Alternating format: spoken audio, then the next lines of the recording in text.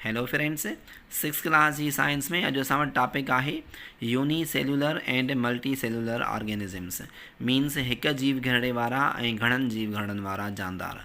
सो इहो छाखे चइबो आहे, असां डिटेल्स हाणे पढ़ूं था। त differentiate between unicellular and multi cellular organisms. हिकु जीव घड़े वारे ऐं घणनि जीव घड़नि वारनि जानदारनि जे विच में फ़र्क़ु ॻोल्हियो। So in the previous class you have studied the micro organisms.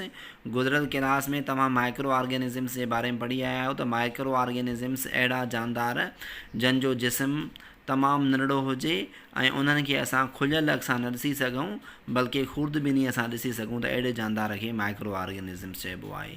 सो अक्सर जेके माइक्रो ऑर्गेनिज़म्स आहिनि उहे हिकिड़े जीव घरड़े ते मुश्तमिल हूंदा आहिनि।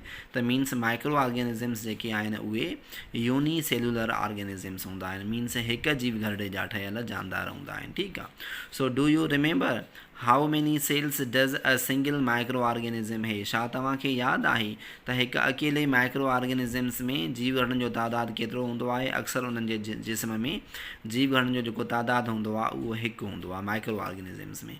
R the number of cells in a human similar to that of micro organisms. छा इंसान ज़ात जे जिस्म में बि जीव घड़नि जो तादादु सेम हूंदो आहे जेतिरो माइक्रो ऑर्गेनिज़म्स में हूंदो आहे? बिल्कुलु बि न। माइक्रो ऑर्गेनिज़म्स हिकु जीव घरड़े ते मुश्तमिल हूंदा आहिनि ऐं इंसान ज़ात वरी घणनि जीव घड़नि ते मुश्तमिल हूंदो आहे। ठीकु आहे। So micro organisms usually consist of one cell. Micro organisms means ख़ूर्दबीनी जेके जानदार आहिनि उहे अक्सर करे हिकु जीव घरड़े ते मुश्तमिल हूंदा आहिनि। हाणे ख़ूर्दबीनी जानदार छाखे चइबो आहे? माइक्रो ऑर्गेनिज़म्स अहिड़ो जानदार जंहिंखे असां माइक्रोस्कोप जे ज़रिए ॾिसी सघूं, बल्कि खुलियल अख सां न ॾिसी सघूं, त अहिड़े जानदार खे माइक्रो ऑर्गेनिज़म्स चइबो आहे। ठीकु आहे। So an organisms which consist of only one cell. कोई बि अहिड़ो जानदार जंहिंजे जिस्म में सिर्फ़ु हिकु जीव घरड़ो हुजे इज़ कॉल्ड यूनिसेल्युलर ऑर्गेनिज़म्स। त उन जानदार खे हिकु जीव घरड़े वारो जानदार चइबो आहे। हाणे डेफिनेशन पाण बयानु करे पियो त यूनिसेल्युलर ऑर्गेनिज़म छाखे चइबो आहे? अहिड़ो जानदार जेको सिर्फ़ु हिकु जीव घरड़े ते मुश्तमिल हुजे उनखे यूनिसेल्युलर ऑर्गेनिज़म मीन्स हिकु जीव घरड़े वारो जानदार चइबो आहे। Many plants and animals are made up of more than one cell. केतिरा ई ॿूटा ऐं जानवर हिक खां वधीक जीव घरड़नि जा ठहियल हूंदा आहिनि। So an organism which is made up of more than one cell. कोई बि अहिड़ो जानदार जेको हिकु जीव घरड़े खां वधीक जीव घरड़नि जो ठहियल हुजे is called multi cellular organism. उनखे घण घरड़ाई जानदार चइबो आहे। सो हाणे असां डिटेल सां पढ़ंदासीं त हिकु यूनिसेल्युलर ऑर्गेनिज़म ऐं मल्टी सेल्युलर ऑर्गेनिज़म में फ़र्क़ु कहिड़ो हूंदो आहे। हाणे जेको यूनिसेल्युलर ऑर्गेनिज़म आहे are usually found in water. अक्सर करे इहे जेके हिकु घरड़ाई जानदार आहिनि इहे पाणीअ में लधा वञनि था, जीअं तलावनि में, डंडुनि में, रिवर्स मीन्स दरियाउनि में, एंड सी मीन्स समुंड में। आर ऑन मॉइस्ट एरियाज़ या के घिम वारा इलाइक़ा मीन्स जिते हल्को हल्को पाणी मौजूदु हुजे उते इहे यूनिसेल्युलर ऑर्गेनिज़म्स ज़्यादा हूंदा आहिनि। लाइक ट्री ट्रंक्स, जीअं वणनि जा थुड़, एंड इन द सॉइल, ऐं ज़मीन जे अंदरि बि माइक्रो ऑर्गेनिज़म्स मिलंदा। ही माना माइक्रो ऑर्गेनिज़म्स जे रहण जूं जॻहियूं आहिनि। ठीकु आहे। So unicellular organisms have the ability to perform all necessary life processes.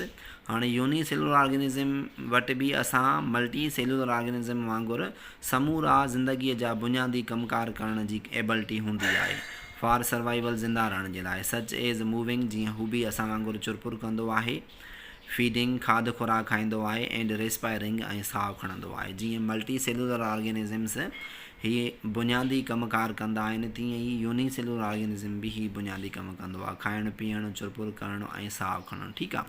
So unicellular organisms are smaller in size.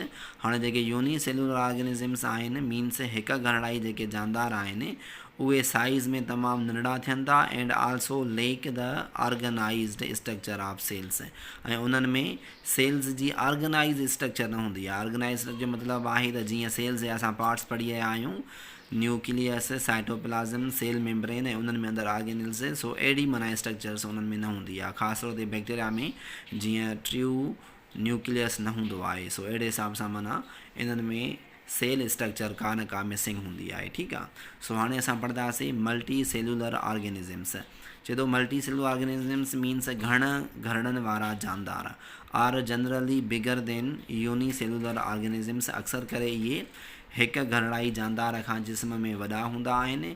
Being multi cellular घणनि ते मुश्तमिल हुजण जे लाइ each type of cell has a special job to do. हर हिकु जीव घरड़े में ख़ासि कमु थिए थो पियो करण जे लाइ। छो जो मल्टी सेलुलर जेके ऑर्गेनिज़म आहिनि उन में मुख़्तलिफ़ क़िस्मनि जा जीव घरड़ा आहिनि। सो हर जीव घरड़े जो पंहिंजो पंहिंजो कमु थिए थो।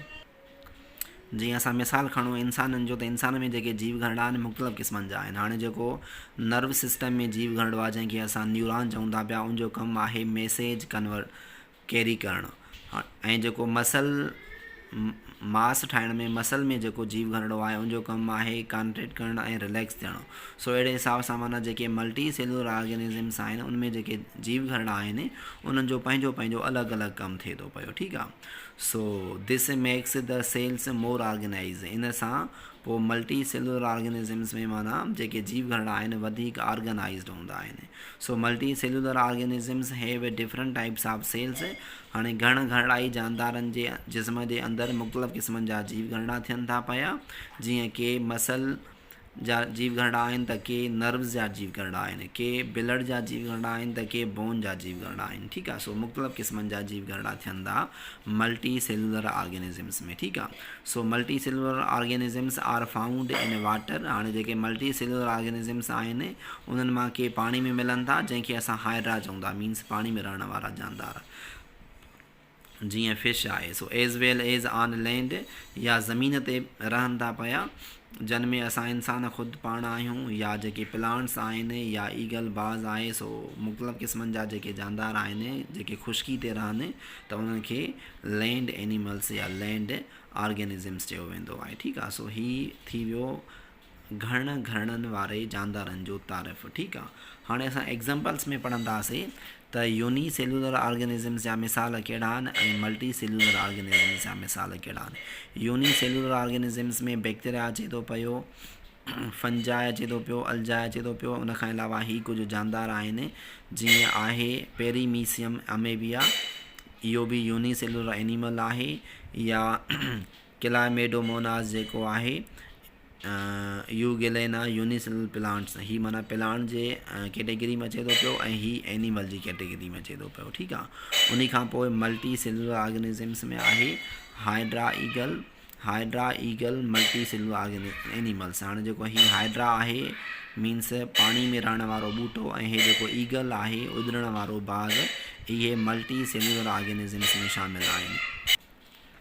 उन खां पोइ मल्टी सेलुलर ऑर्गेनिज़म्स में ही थी विया एनिमल ऐं ही थी वियो प्लांट। उन खां पोइ ही ॿई एनिमल्स आहिनि। ही हाइड्रा जेको एनिमल आहे इहो पाणी में रहण वारो आहे, ऐं हे जेको ईगल एनिमल आहे इहो लैंड ते रहण वारो आहे, ठीकु आहे। उन खां पोइ असां वटि हाणे प्लांट्स में मौजूदु आहिनि fern coconut tree, means he कंडेदार जेको नारेल जो वणु आहे। सो इहो मल्टी सेलुलर ऑर्गेनिज़म आहे जेको प्लांट जी कैटेगरी में शामिलु आहे, ऐं इहो लैंड ते रहे थो पियो, ठीकु आहे। सो अहिड़े हिसाब सां माना ही मल्टी सेलुलर ऑर्गेनिज़म्स जा मिसाल आहिनि, ऐं ही जेके आहिनि इहे यूनी सेलुलर ऑर्गेनिज़म्स जा मिसाल आहिनि।